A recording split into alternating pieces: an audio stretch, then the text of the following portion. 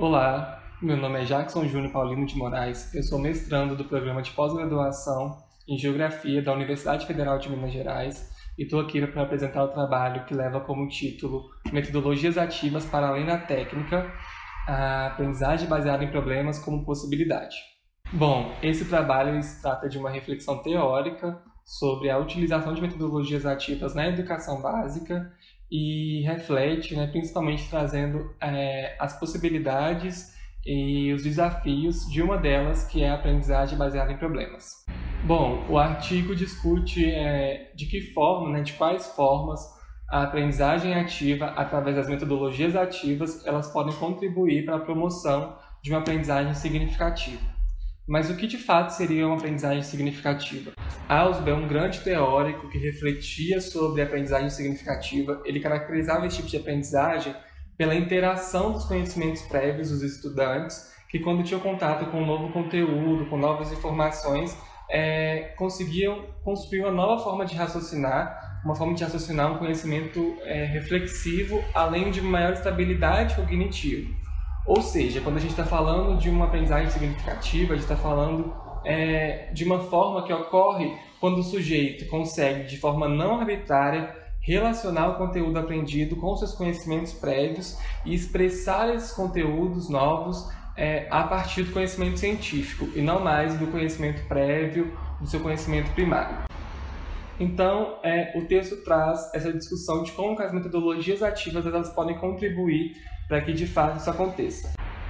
Para falarmos de metodologias ativas, aquelas que colocam os alunos em estado de mobilização, a gente tem que partir do pressuposto que essa é uma abordagem de ensino ativa, que rompe com aquela abordagem tradicional meramente transmissível e mnemônica. Ou seja, a prática tradicional é aquela em que o professor ele centralizava ali todo o conhecimento, em que os alunos eles eram agentes passivos nesse processo de ensino e aprendizagem, eles deveriam ter atenção à aula, fazer anotações da forma como aquelas informações estão dispostas, seja no livro didático, seja no quadro, e as suas participações eram limitadas apenas àqueles momentos em que eram de fato requisitadas, Ou seja, a gente está falando de estratégias de ensino que eram pautadas na memorização, A gente está falando de uma prática de ensino, de metodologias de ensino dedutivas. Então, as metodologias ativas elas têm por objetivo romper com essa concepção de ensino tradicional, Porém, nós precisamos, de fato, esclarecer o que são essas metodologias ativas, Porque esse termo ele acabou se tornando bastante genérico, já que ele é utilizado para justificar quaisquer práticas que deem um mínimo de protagonismo aos alunos ou até mesmo que utilizem recursos digitais, tecnologias digitais na educação.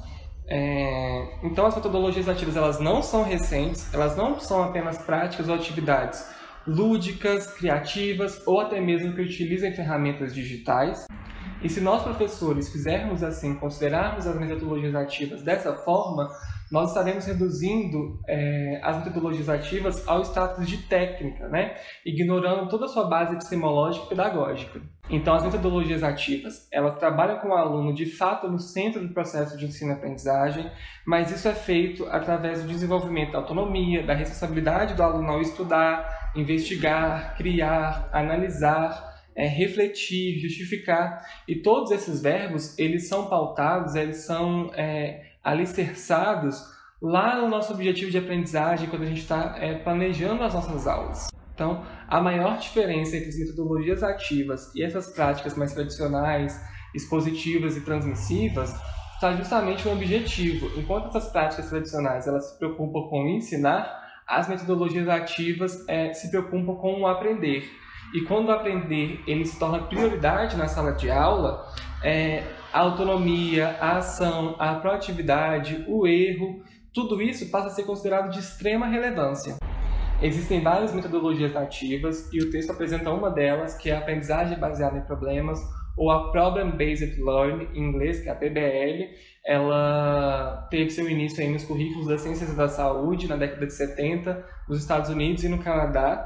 E ela se mostra promissora ao proporcionar uma aprendizagem significativa, porque ela utiliza geralmente situações, problemas reais e muito próximos dos alunos, né?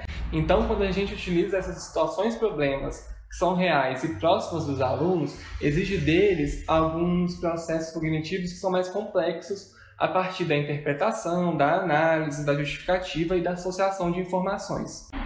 Então, para trabalhar com a aprendizagem baseada em problemas, o professor deve ser capaz de relacionar os conteúdos da sua disciplina com essas situações, problemas, e sempre embasando, né, sempre dando embasamento a esses conteúdos e essas situações a partir de um conhecimento científico, que é esse conhecimento que a gente deve trabalhar na educação básica. Então, na aprendizagem baseada em problemas, nós temos 4 fases principais. A primeira delas é justamente a seleção de um contexto, né? O professor seleciona pelo menos um contexto problemático que pode ser trabalhado a partir dos conteúdos da sua disciplina. A segunda é a elaboração, a identificação desses problemas. Os alunos eles se debruçam sobre esse contexto problemático, buscando identificar possíveis questões a partir desse contexto. A terceira fase é a resolução desses problemas, e nela o professor atua como mediador desse conhecimento, dessa resolução, e é de extrema importância que os alunos reinterpretem esses contextos, dessas situações problemáticas, porque eles vão precisar elaborar hipóteses e testá-las para tentar justamente solucionar esses contextos. Nessa fase, os materiais de apoio são de extrema importância, né, porque a intenção é que os alunos tenham capacidade e eles consigam, de fato, solucionar essas questões, esses problemas, a partir do material que a gente disponibiliza para eles. Então, para que eles possam testar de forma mais coerente e testar todas as hipóteses até que elas se esgotem, o material ele precisa ser, de fato, muito consistente.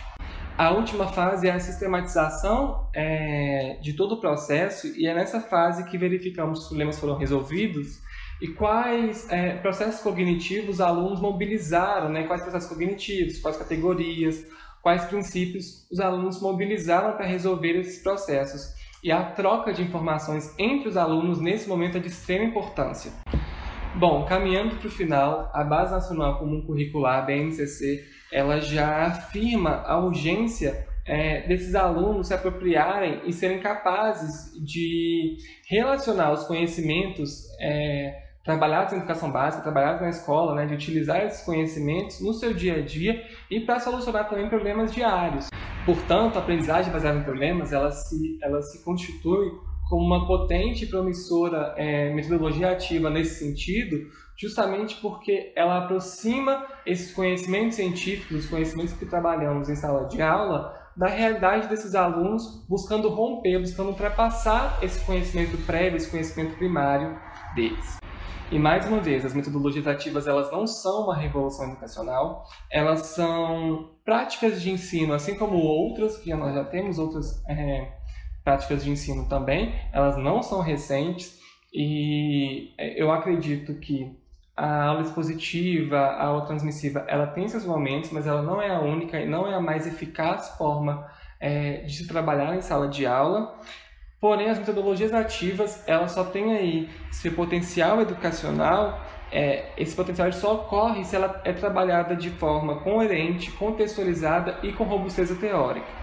E essa robustez teórica ela só vem a partir de estudos e quando a gente de fato se apropria do conhecimento científico da nossa disciplina e também das práticas pedagógicas. Bom, é isso. Eu espero que vocês tenham gostado. Eu espero ter instigado vocês a lerem o texto. Tudo isso que eu falei está embasado com diversos autores que já trabalham com isso, já refletem com isso há bastante tempo, de forma muito consistente. Eu trago algumas novas concepções e algumas novas reflexões para tentar contribuir nesse cenário de metodologias ativas, mas eu espero que vocês se sintam instigados a ler o texto, que eu acho que traz bastante reflexões interessantes para a gente, ok? Obrigado, é isso.